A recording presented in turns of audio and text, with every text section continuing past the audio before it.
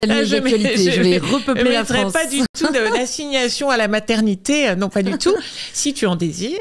Donc voilà, il y a quelque chose de sécurisant de se dire j'appartiens à un camp, voilà, moi j'ai un credo, je m'y accroche, etc.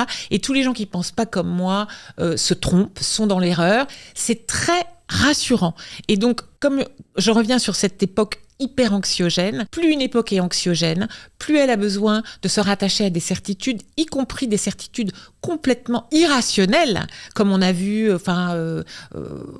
toutes les théories, voilà, les histoires de les anti-vax, les complotismes, etc.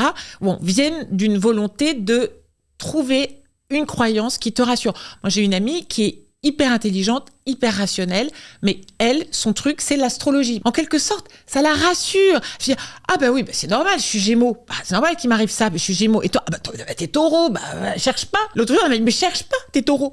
Bah alors, ouais, si tu cherches pas, parce que t'es Taureau, bah voilà, c'est quand même assez rassurant. Moi, j'adorerais ne plus chercher, ne plus me poser de questions. Parce que les questions, c'est à la fois ce qui me fait avancer, ce qui me stimule, parce que j'ai envie de... Mais en même temps, c'est, encore une fois, c'est une espèce de gesticulation mentale qui s'arrête jamais, alors que si tout à coup on me dit bah voilà, c'est ça la vérité, bah ça y est, c'est bon, j'arrête et je me repose. Donc je crois que c'est ça, c'est pour ça que les gens veulent. Alors en revanche, ce que je m'explique moins, enfin c'est un autre débat, c'est pourquoi on éprouve autant de haine pour ceux qui ne pensent pas comme nous.